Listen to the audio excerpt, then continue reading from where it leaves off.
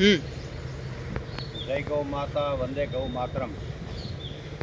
આજે ફાલ્ગુન માસનો પ્રતિપ્રતા પહેલો દિવસ એકમ, અને જો અમે અમારા પરશુરામ ફાર્મની અંદર નેચરલ અનેક જાતની ઔષધિઓથી યુક્ત, એમાં ઝીંઝવો છે, જુવાર છે, જીવંતિકા છે, અશ્વગંધા છે, અનેક જાતની ઔષધિઓની અંદર આજે અમારી ગૌ માતાઓને ચરવા માટે છોડેલી છે.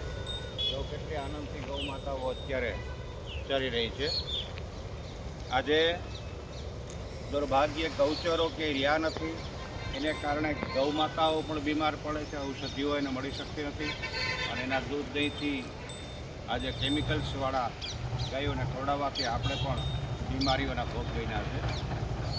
આજના યુગમાં આ રોગની વૈતરણીને જો તારે તો એકમાત્ર ગૌ માતા જ તારી શકશે, બીજો કોઈ નહીં.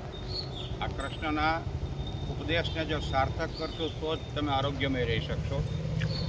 ગૌ માતાના ગોબર, ગૌમૂત્ર, દહીં, દૂધ, ઘી, આ બધામાં એટલી અમોઘ શક્તિ ભરેલી છે, પણ દુર્ભાગ્ય કૃષ્ણના ઉપદેશને આપણે સમજી ન શક્યા.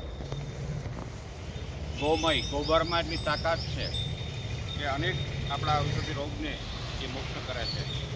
ખાલી આ મોબાઈલ છે ને, આપણો મોબાઈલ, અને રેડિયેશન એટલા મગજને નુકસાન કરે, પરંતુ આની અંદર એક ખાલી ગૌ માતાના આપ જોઈ રહ્યા છો, આ ગોબરની એક ટિપ્સ લગાડવાથી મોબાઈલ બિલકુલ ગરમ થતો નથી.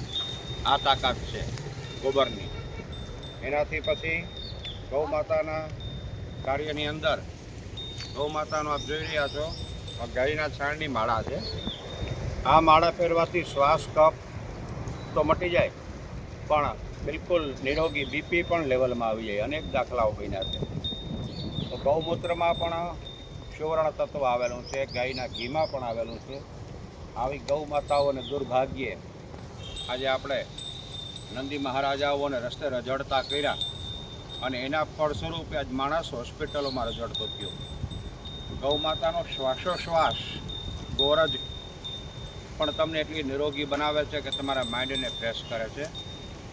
તો જીવનમાં ક્યારેક લાવો મળે તો બની શકે તો ગાય રાખો, પણ ન રાખો તો ક્યારેક ગાયોના સાનિધ્યમાં જાય અને તમે ચાર્જિંગ થાવ.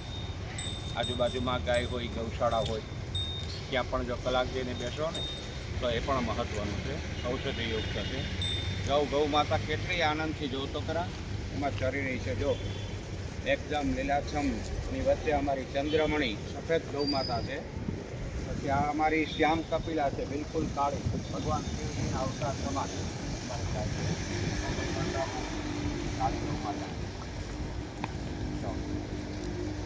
આ 14 લોકનો નાથ આમે તો ગોવાળા નહીં બહેનો હોય. ગાયનો એક મંત્ર છે, સ્વરભી મંત્ર, કે જેના થકી આ ભારત વર્ષમાં કૃષ્ણ પરમાત્માનો જન્મ થયો છે. કે પુરંદર ઉવાચ નમો દેવ્યે મહાદેવ્યે શૌરભ્ય ચ નમો નમઃ ગવામ બીજ સ્વરૂપાય નમસ્તે જગદાંબિકે નમો રાધા પ્રિયાય ચ પદ્મશાયે નમો નમઃ કૃષ્ણ પ્રિયાય ગૌ માત્રે યશોદાય કીર્તિદાય ધર્મદાય નમો નમઃ. એવી મા ભગવતી આ ગૌ માતા સ્વરભી 14 રત્ન સમુદ્રમાંથી જ નીકળેલા, એમાંથી કામધેનુ, કામની ઈચ્છા પૂર્ણ કરનારી એવી ગૌ માતા ઉત્પન્ન થઈ છે.